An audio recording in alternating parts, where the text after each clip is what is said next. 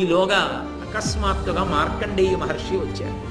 మిగిలిన మహర్షులు ఒకెత్తు, మార్కండేయ మహర్షి ఒక్కరూ ఒకెత్తు. ఎందుచేత అంటే ఆయన ఎన్ని యుగాలు చూశాడు, ఎన్ని కల్పాలు చూశాడు, ఎన్ని కల్ప సంధులు చూశాడు, ఎన్ని ప్రళయాలు చూశాడు, ఎన్ని ప్రళయాల తర్వాత పరమేశ్వరుడు ఎక్కడ ఎలా పడుకుంటాడో చూశాడు.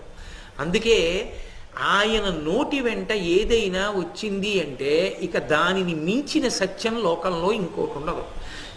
వేదాంతములన్నీ చదువుకుంటే వచ్చేటటువంటి సారమేదో అది మార్కండేయ మహర్షి నోటి వెంట వచ్చేటటువంటి మాటలు.